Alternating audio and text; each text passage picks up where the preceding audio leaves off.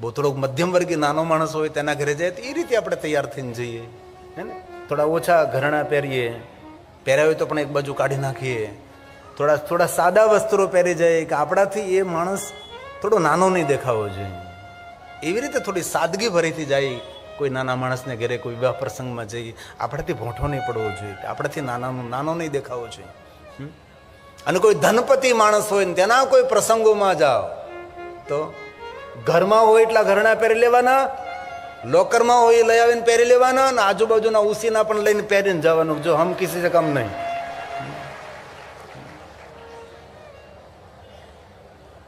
દેવતાઓએ ખૂબ પ્રશંસા કરી છે, પોતપોતાના લોકની અંદર ગયા છે. શિવ અને સતીએ સુંદર વિચરણ કર્યું, વિહાર કર્યો છે. વિચરણ અને વિહાર કરતા કરતા ભગવાન શિવ અને સતી કુંભજના દ્વારે આવે છે. એક બાર ત્રેતા જુગમાહી શંભુ ગયે કુંભજ ઋષિ પાહી. કુંભજ ઋષિને દ્વારે આવ્યા છે. કુંભજને ખબર પડી કરે મારા આંગણે જગત પિતા શિવ, જગત માતા ભવાની, સંગ સતી જગજનની ભવાની. સંગ સતી, કેટલા સુંદર શબ્દો છે. સતી મહાદેવની સાથે છે. સંગ સતી, સંગ સતી જગ જનની ભવાની. જગ જનની ભવાની કોણ સતી? પૂજે ઋષિ અખિલેશ્વર જાની. ભારતના ઋષિ કુંભજીએ આરતી ઉતારે છે, પૂજા કરી છે. જગત જનેતા છે, માં છે જગતની. ખૂબ આદર આપ્યો, સુંદર આસન આપ્યું છે. ભગવાન શિવજીએ કહ્યું કે મને કથાનું શ્રવણ કરવું છે. કુંભજ ઋષિ કહે છે મારી વાણીને પવિત્ર કરવા માટે હું કથા કહીશ. અત્ર વક્તા મહાદેવ, તમારા જેવા કોણ વક્તા હોઈ શકે મહાદેવજી? દરેક કથા કહેવામાં નિપુર્ણ પૂર્ણ તો આપ છો ભગવાન, પણ આપ જેવો મને શ્રોતા મળે તો મને કથા કહેવાનો એક આનંદ મળે. ને કથા કરને ત્યારે જ આનંદ આવે કે યોગ્ય શ્રોતા મળે. કથાનો આકાર કથાકાર ઉપર નથી, શ્રોતાઓ ઉપર તેનો આકાર હોય છે. ગંભીરતાથી, ધ્યાનથી, ભક્તિથી કથાનું શ્રવણ કરતા હોય તો વક્તા ખીલે. વક્તાને પ્રોત્સાહિત કરવો પડે છે, તેને આદર સન્માનિત કરીને તેને આહલાદિત કરવો પડે છે. ત્યારે એને અંદરથી કોઠામાંથી ખૂણે ખૂણે પડેલી વસ્તુ બધી એ શ્રોતાઓને સંભળાવે છે. તમે પ્રયાગ તીર્થના સંવાદે જો ઋષિમુનિઓ વારંવાર ચિરંજીવો ભવ, ચિરંજીવો ભવ, શ્રોતાઓ બધા ખૂબ જીવો પડકાર પડતા રહે. એ રીતે કથા સાંભળનાર કેવો છે, કથાનો શ્રોતા કેવો છે. ત્યારે કુંભજે કહ્યું કે મહાદેવ તમારા જેવા કથા સાંભળનાર મને મળે તો પછી હું કથા કેમ ન કહું? હૃદય ખોલીને હું કથા કહીશ. રામ કથા મુનિ બર્જ બખાને. તુલસીનો સુંદર પ્રસાદ છે રામચરિત માનસ.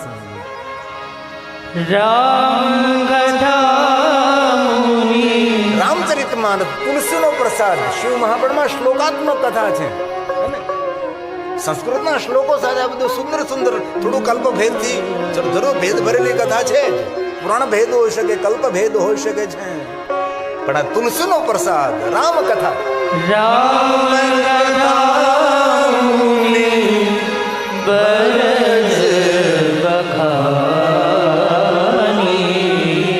વખાણ કરીને એક પાત્રને ઉપજાવ્યા છે કુંભજી કહે છે. અને દિવ્ય ને ભવ્ય સુંદર કથાનું શ્રવણ કરતા મહાદેવ કહે છે કેવી અનુભૂતિ? સુની મહેશ પરમ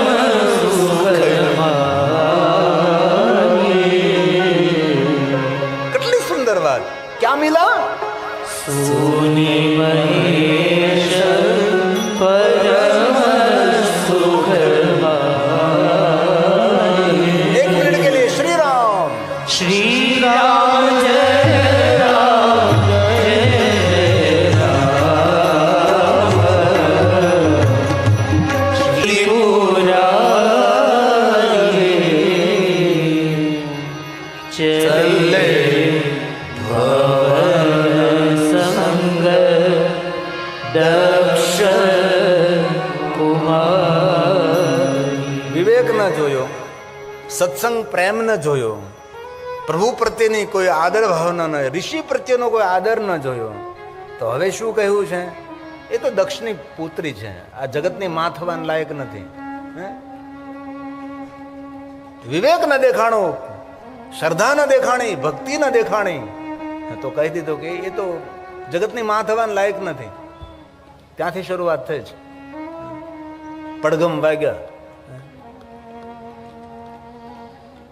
કથા સુંદર સુંદર કથા. શિવ અને સતી જઈ રહ્યા છે, રામજીનું દર્શન થાય છે.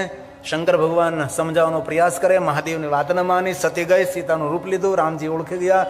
રામજી અને સતીનો સુંદર સંવાદ છે. સતી પાછા ફરે છે. શિવજીએ પ્રશ્ન કર્યો, શું કર્યું? પરીક્ષા લીધી. કશું ના પરીક્ષા લઈને ગોસાઈ જુઠ્ઠું બોલ્યા છે. રામ કોણ? રામ સત્ય છે. દર્શન સત્યનું કર્યું અને વ્યવહાર જૂઠ ભરેલો કર્યો. શિવજીએ મનોમન ત્યાગ કર્યા છે. દેવતાઓ જયકાર કર્યો. શિવ અને સતી કૈલાસ પહોંચે છે.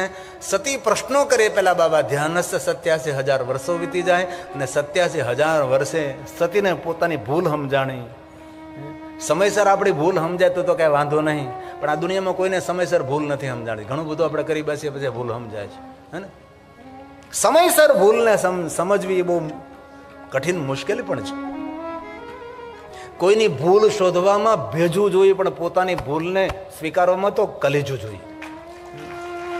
અને ક્યારેય કાંઈ ભૂલ થઈ હોય તો સ્વીકાર લેવાની. ઘરમાં પણ દાદા દાદીઓએ પણ, મા બાપે પણ છોકરાને એકલે ભૂલ સ્વીકારવાની. બેટા મારથી વ્યવહારમાં થોડી ભૂલ થઈ ગઈ, મને ક્ષમા કરજે. ઘરનો વડીલ પણ ક્ષમા માગે, કેમ ન માગી શકે છે? ભૂલ થઈ છે. વ્યવહારમાં કોઈ પણની ભૂલ થાય. અને કોઈ માણસ એમ કહે કે મેં મારી જિંદગીમાં કોઈ ભૂલ કરી જ નથી, તો તેને કંઈ કામે નથી કર્યું.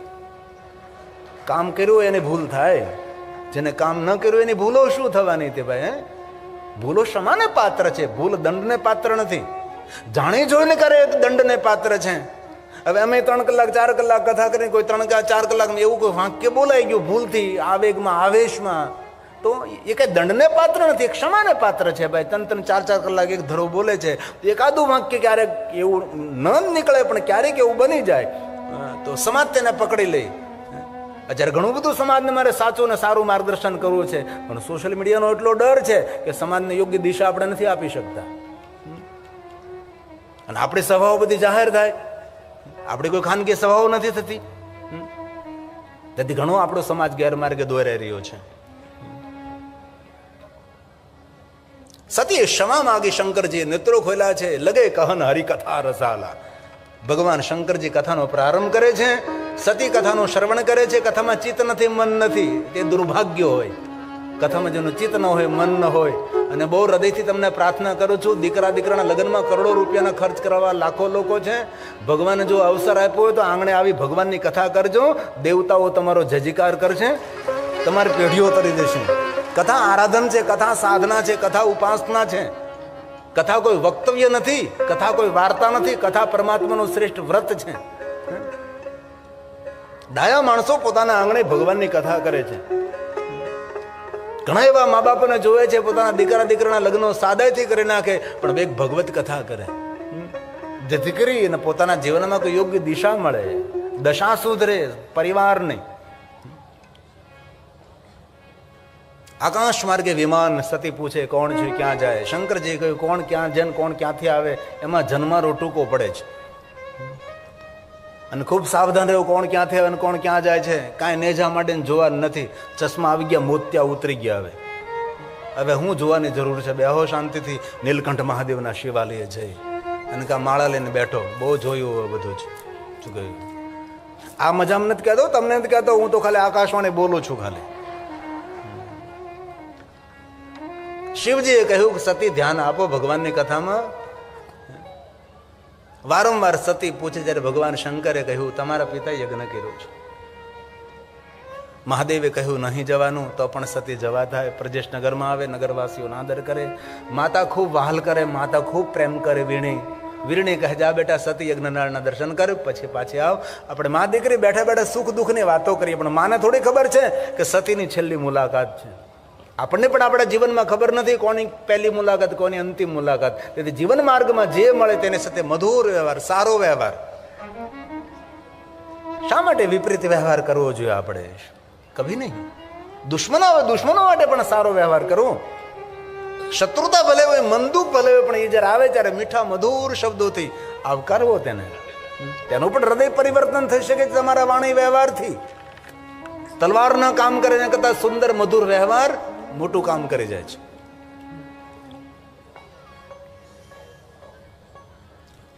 યજ્ઞશાળામાં ગઈ છે સતી. જોયું જો શિવનું કોઈ સ્થાન નહીં, જે યજ્ઞમાં મંગલ અને કલ્યાણનો ભાવ ન હોય, યજ્ઞ પૂર્ણ કેવી રીતે થઈ શકે છે?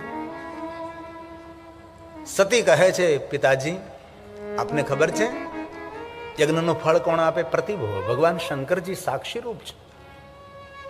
અને ભગવાન મહાદેવજી ફળ આપવા માટે ટેવાયેલા છે. અને તમે શિવનું કોઈ સ્થાન નહીં. પિતાજી આ ભૂલ કરો છો.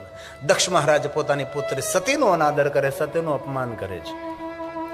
દીકરાનું પણ અપમાન ન કરવું જોઈએ. ભૂલથી દીકરીઓનું કોઈ દી અપમાન કરવાનું જ નહીં. દીકરીઓ ક્યારે ભૂલ કરી બેસે તો અપમાન નહીં. અને બહુ હૃદયથી પ્રાર્થના કરું છું, સમાજ બહુ ઉદાર છે, મને ખબર છે. આપણા દીકરાઓ 10 ભૂલ કરે તો પણ આપણે તેને માફ કરીએ છીએ. તો હૃદયથી મારી પ્રાર્થના છે, ન કરે પણ ક્યારેક આપણી દીકરી કાંઈ ભૂલ કરી બેસે તો આપણે તેને માફી આપવી જોઈએ, તેને ક્ષમા કરવી જોઈએ. દીકરો ભૂલ કરે તો બસ નજર અંદાજ કરો. દીકરીઓ કાંઈ ભૂલ કરે તો એના માટે આપણે નહીં. ક્યારે પણ કોઈ દીકરી ભૂલ કરી બેસે તો સ્વીકારી લેવી જોઈએ, તેને અપનાવી લેવી જોઈએ, સાચવી લેવી જોઈએ. એ આપણું કર્તવ્ય છે. દીકરાને જે રીતે આપણે ક્ષમા આપતા હોય તો દીકરીઓને કેમ ના આપીએ? દક્ષ મહારાજે પોતાની પુત્રી સતીનું અપમાન કર્યું છે. સતીને યાદ આવ્યું છે, જ્યારે મારા પિતા પોતાની સરળતા ગુમાવી દેશે ત્યારે હું જીવન લીલાને સમાપ્ત કરીશ. સતીએ યોગાગ્નિને પ્રગટ કર્યો. સતીએ પોતાના દેહનો ત્યાગ કર્યો છે. ભગવાન શ્રી હરિને પ્રાર્થના કરી છે. ભગવાન શિવને યાદ કર્યા છે. સતી મરત હરિસનવર માગા, જન્મ જન્મ શિવ પદ અનુરાગા. રામચરિત માનસ. સતી મરત હરિસન બરુમા. ભગવાન હરિને યાદ કર્યા છે. એ હરિ જન્મ જન્મ શિવ પદ અનુરાગ. જન્મો જન્મ સુધી શિવજીના ચરણોમાં મને પ્રેમ રહે. દેહનો ત્યાગ કર્યો છે. અને સતીનો બીજો જન્મ તેહી કારણે હિમગીરી ગુરુ જાય, જન્મે પાર્વતી તનો પાય. એ સતીનો પુનઃજન્મ નગાધિરાજ હિમાલય માતા મેનાવરી ત્યાં થયો છે. જો જીવન કેટલું વિપરીત તમે જરા જોવો, નિહાળો. સતી જયારે દક્ષના પુત્રી ત્યારે પિતા શિવના વિરોધી નીકળ્યા. જીવન પર્યંત દક્ષ મહારાજે શંકરનો વિરોધ કર્યો, મહાદેવનો વિરોધ કર્યો. હવે આ સતી બીજો જન્મ લે છે હિમાલયને ત્યાં, તો માએ વિરોધ કર્યો શંકરનો. હંમેશા મેના વિરોધ કરતી રહી, શંકરનો વિરોધ કરતી રહી. પહેલા અવતારની અંદર પિતા શિવના વિરોધી હતા, બીજા અવતારની અંદર માં શિવની વિરોધી હતી. તો જગદંબાને જો સંસારમાં સરખું ન મળતું હોય તો આપણને કેવી રીતે મળે? સાક્ષાત અંબા ભવાની જગદંબાને જો સરખું ન મળે તો આપણને કઈ રીતે મળે? તેથી સ્વીકારતા શીખો, અપનાવતા શીખો. અને ભગવાન શંકરજી પોતાની જટામાંથી વીરભદ્રને પ્રગટ કરે. વીરભદ્ર જાય છે, દક્ષ મહારાજને દંડ કરે. અંતે દક્ષનું ધડથી મસ્તક અલગ થાય. ભૃગુ ઋષિ પ્રાર્થના કરી, ભગવાન શિવ ત્યાં પ્રગટ થાય, દક્ષને જીવંત કરે છે. દક્ષ મહારાજ ભગવાન શિવની સ્તુતિ કરે છે કે મને ક્ષમા કરજો, મારી ભૂલ થઈ ગઈ, મેં તમારો અનાદર કર્યો, અપમાન કર્યું છે. દક્ષ મહારાજ હવે હાથ જોડે છે મહાદેવની સામે, કારણ કે શિવનું સામર્થ્ય છે. એક પંક્તિ દક્ષ મહારાજે શંકર ભગવાનની વંદના, બહુ મોટી વંદના છે, બહુ મોટી સ્તુતિ છે. હે મહાદેવ, નમામિ દેવં વરદં ભરેયં. નમામિ દેવં ચ સદા સદા. દક્ષ મહારાજને વરદાન આપે છે. દક્ષેશ્વર મહાદેવ લિંગ તરીકે વહાં ભગવાન પ્રગટ રહે છે. શંકરજી સતીના શબને ઉઠાવે છે. શબ લઈને ભગવાન શંકરજી હિમાલય પહાડમાં વિચરણ કરે છે. વિષ્ણુ ભગવાન ચક્રને છોડે છે. જ્યાં જ્યાં સતીના અંગ નીચે ધરતી પર પડે છે ત્યાં ત્યાં શક્તિપીઠોનું પ્રાગટ્ય થાય છે. અંતે ભગવાન શિવજી ધ્યાનસ્થ બને છે. સતીનો બીજો જન્મ હિમાલયને ત્યાં થયો. નારદજી શિવ ભક્તિનું માર્ગદર્શન